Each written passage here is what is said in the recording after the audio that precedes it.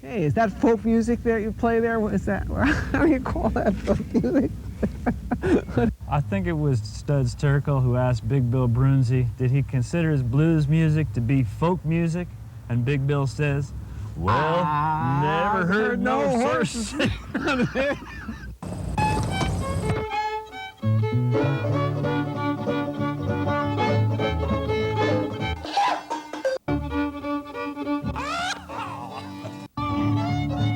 Shake shoe bob shooby doo doo booby doo dow.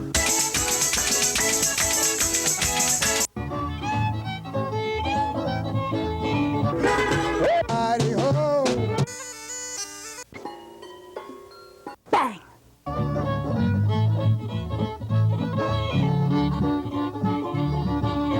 Hot dog! Don't hesitate. It could be your ticket to a new tomorrow.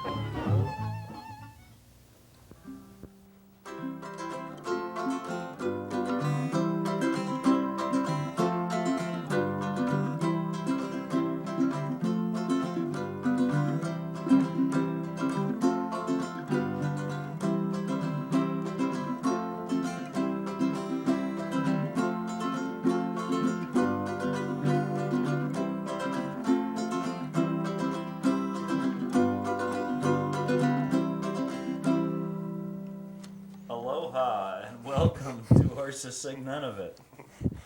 We're here with Tom and Nuni Walsh. Welcome to the show. Thank you.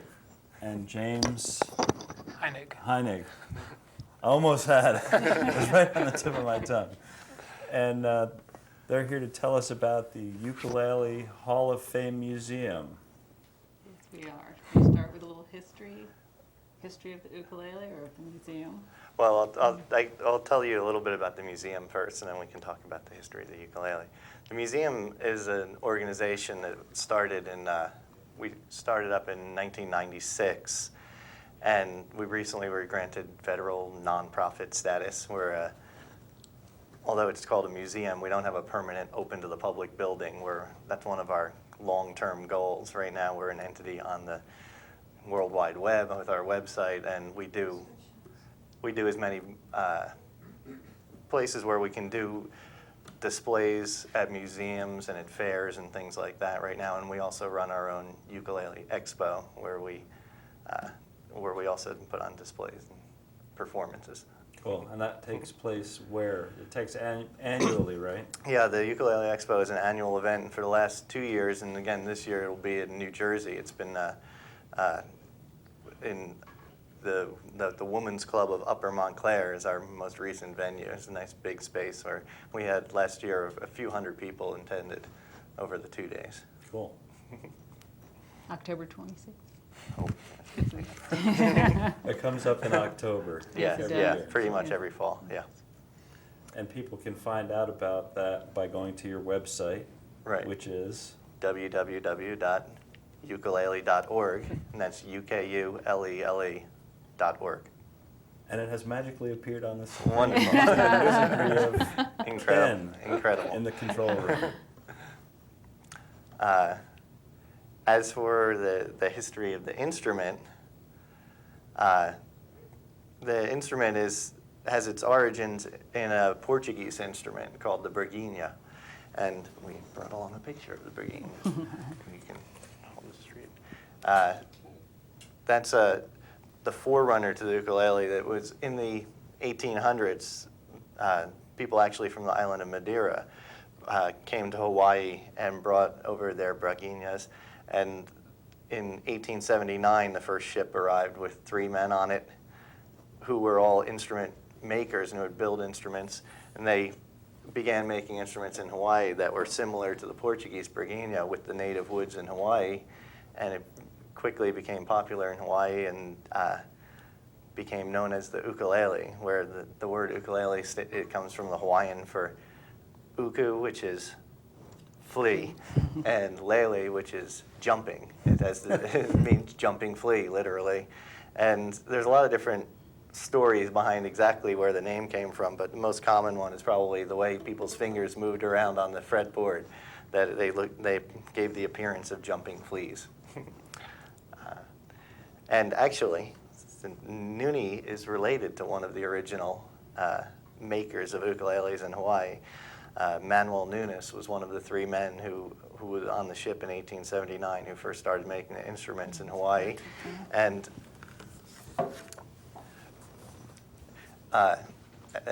so he's also one of the inductees to the Hall of Fame. You can see this is his inductee portrait, and Manuel Nunes is actually Nuni's great-grandfather.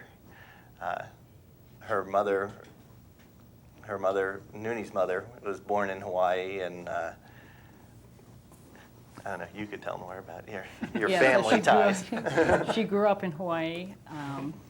Her mother played ukulele very well, and she played ukulele and danced hula, although she danced most of the hulas of the 40s, which were the comic type hulas. And she's very cute dancing them now in her 70s. So the grandmothers of Hawaii, they call them tutus, so they're so cute when they dance the comic hulas, so she enjoys herself doing that.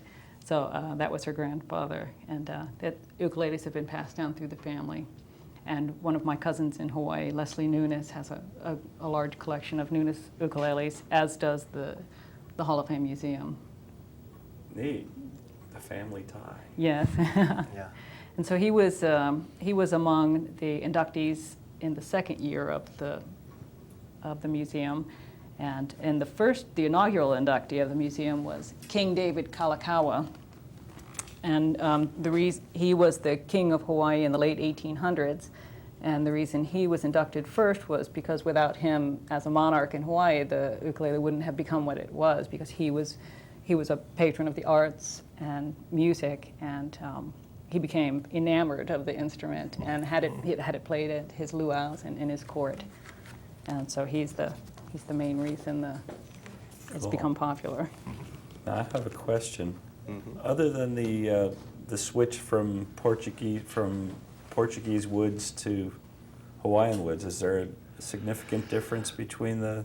They're not too significant, except the tunings are different. The original tuning of the Berguinha, well, there's a number of different tunings depending on where exactly you came from in Madeira or in Portugal, but at some point early on in the 1800s, the tuning switched over to a tuning that's more similar to a guitar type tuning, except it has they're generally tuned either G, C, E, A, or A, D, F sharp B, but it's what's called a re-entrant tuning, where the one string is the top string, which would normally be your lowest note, is actually tuned an octave higher than you would expect it to be. That's really the only major change, though, that I know. Structurally similar. Yeah, structurally they're very similar. Cool.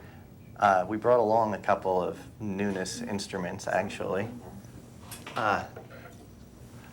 This is a very early Nunes instrument.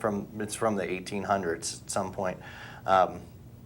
Some of the ornamentation, particularly even this piece on the bottom, is kind of common to what you see in a lot of the early Portuguese instruments, like the Berguinha picture that we had. It's a little fancier ornamentation, but so he carried over some of the Portuguese traditions. This is gorgeously crafted. Look at that binding. Yeah, and the rosette. These were in the very early days. They were made in such small numbers, and everything was handmade by these one or two people. You can look at instruments that were made 20 or 30 years later, when the popularity had increased and the quality of the workmanship declines because they're mass producing them. And Manuel Nunes actually passed on his skills to a few of his sons, but one son in particular, Leonardo Nunes,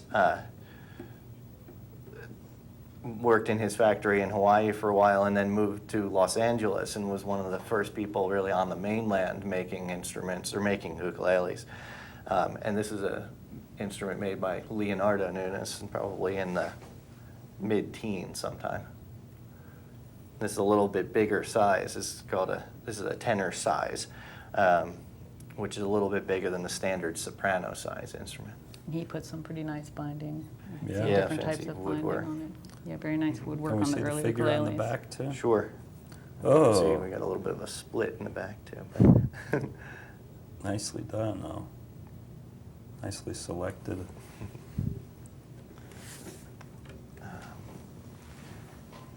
But we brought along just an assortment of different instruments to sort of show the range of quality and styles of instruments that were made.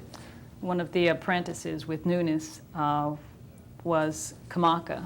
And Kamaka is still making ukuleles in Hawaii in a very good his business. company. His company is, yes. He died and his two sons are running it and their sons are running it. This is one of his early instruments called the pineapple, and they have the decal. And this is a quite rare instrument. It's called a Style 5 because it has abalone trim.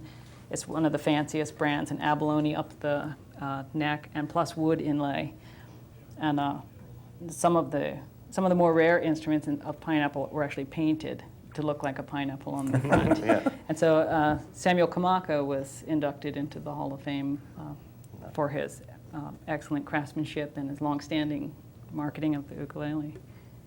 Yeah, he was actually one of the few manufacturers. The ukulele over the years has gone through, periods of extreme popularity. First, the first wave of popularity started around 1915, and a lot of people center it around, or the beginning with the Pan-Pacific International Exhibition in San Francisco in 1915, where Hawaii built a big pavilion there and sent over musicians, and there were demonstrations of hula and ukulele playing, and it very soon after that, it really caught on the mainland. Hawaiian music became very popular, and then the ukulele craze really started in the late teens and carried over pretty much through the 1920s. Then during other periods, in the 30s and 40s, it really sort of died out, and there were very few people in Hawaii making the instruments still.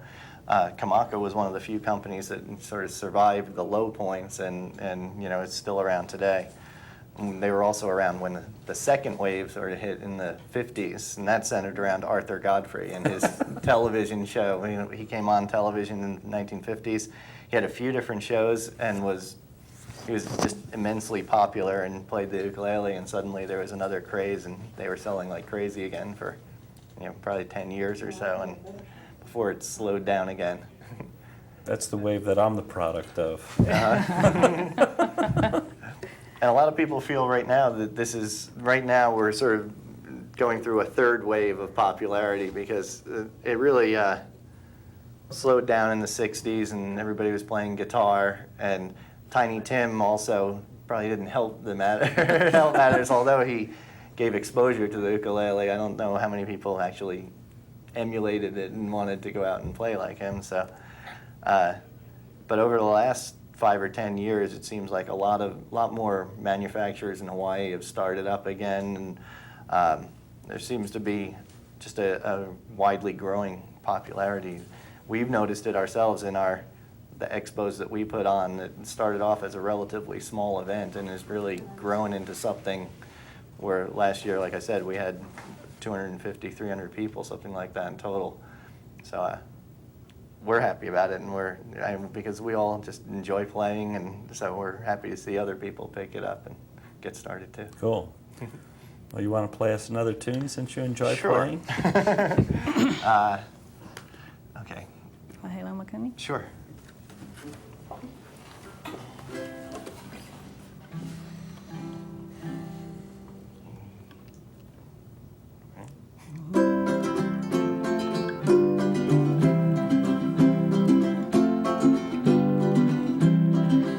Ala ne e mapu mai ne nā kamakani lawa he ahe I lawe mai e ku'unu ki no hopu me hana I kupoli e ke hoa o ke ahe lau makani hale hale ala o kuaina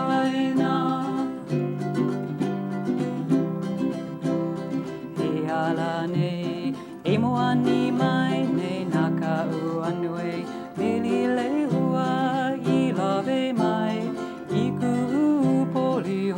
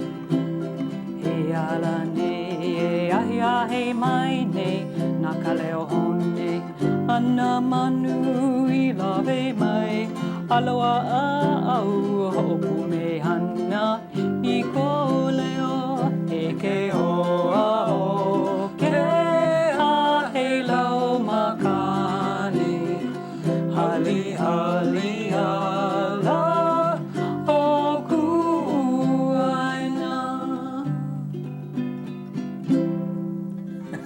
Got the ending.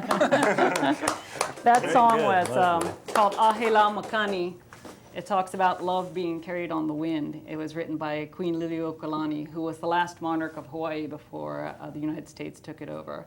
She followed David Kalakaua. She was his sister. And upon his death, she took over, and it was only for a few years before the United States took over. But she wrote this song when she was 30. And it talks about someone that she loves, but she can't be with him. And so they're in love. The wind carries their love back and forth to each other. Very romantic. So what about time period was that? That would be 1880s. No, 1868 when she was 30. She was the queen in the 1880s, but she wrote this when she was 30, so it was Nice. 1868. Very nicely sung and played, too. Oh, thank you. It's a very beautiful song. That's She wrote gorgeous. lots of wonderful songs. She and her brother, King David Kalakaua, were both prolific songwriters.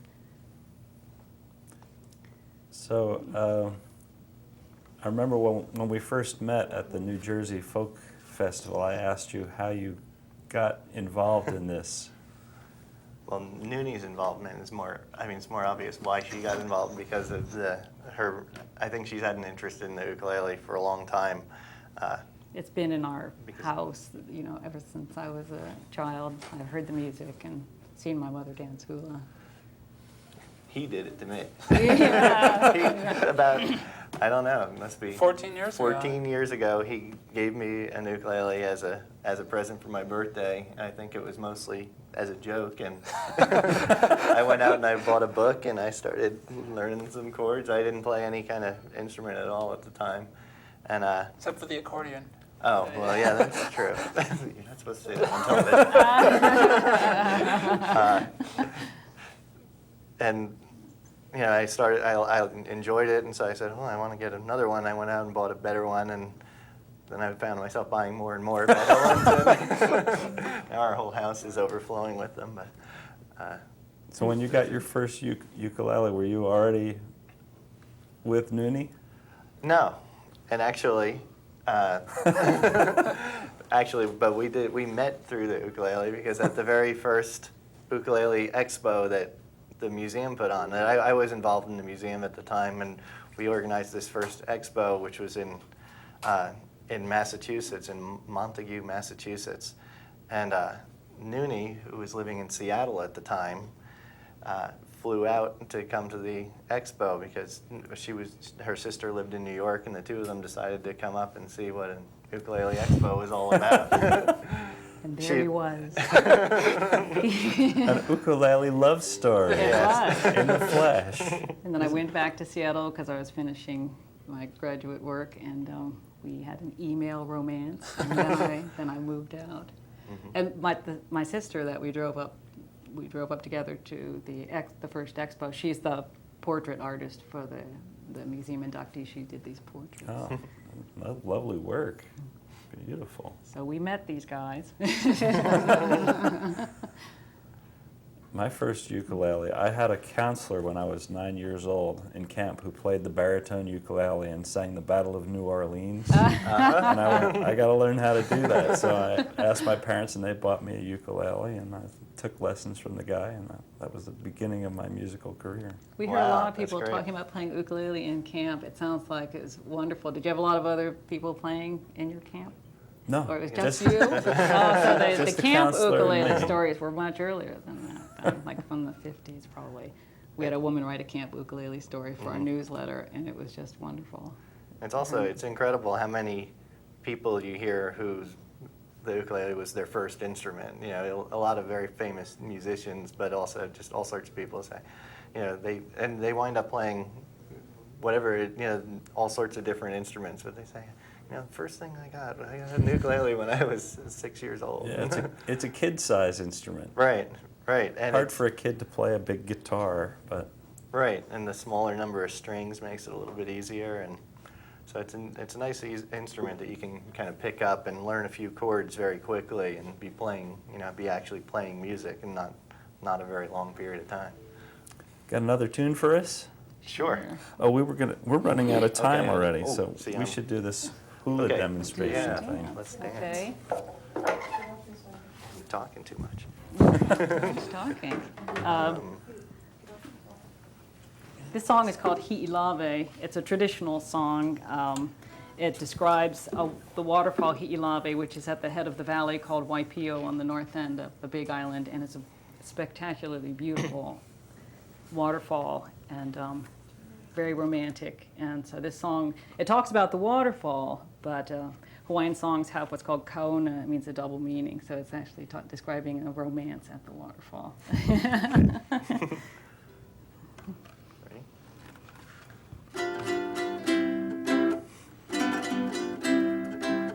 Kumaka kai kana ya Hi'ilave, ka papalohi mai a Ukulele.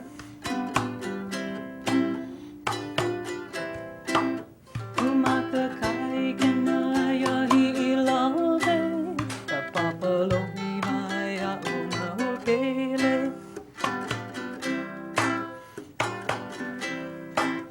Akele mai au I kanui manu, auele aino kuni waipio.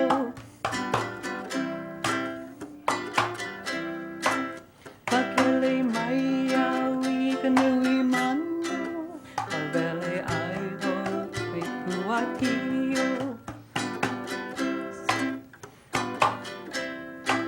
No puna ke alai lia mai, no mika vailele a o Hi'ilave. No puna ke alai lia mai, no mika vailele a o Hi'ilave.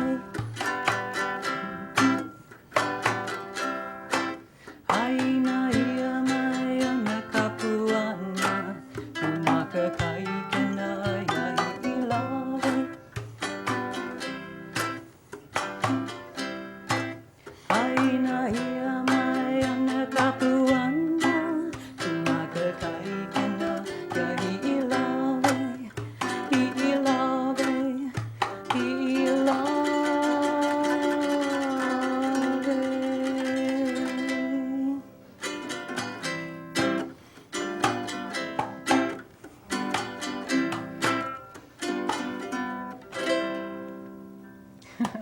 All right, Thank you. good. Working in a small space. Tell us what you were doing with this. Yes. This is an about that. ipu. It's a dance implement.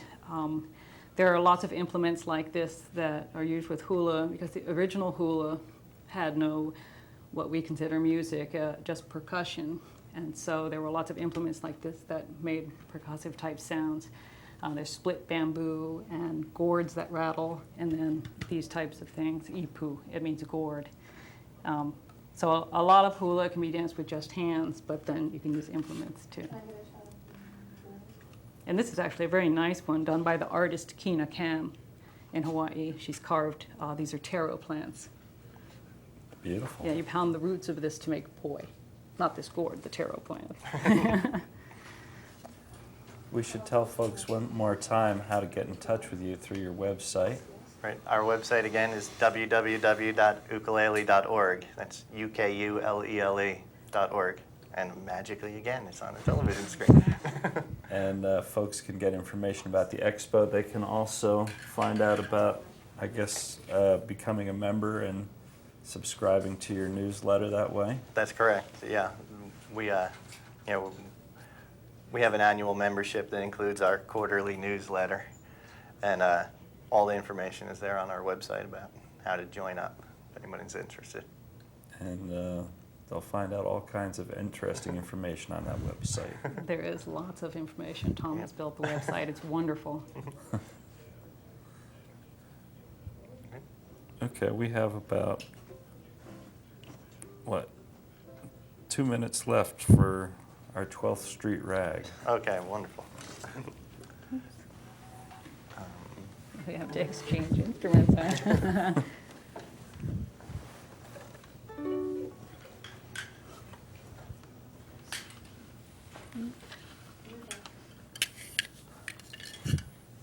Take it away. Oh, thank you for being our guest on Horses Sing Money. Thank you very much for having Very us. Yeah. entertaining to hear all about your museum.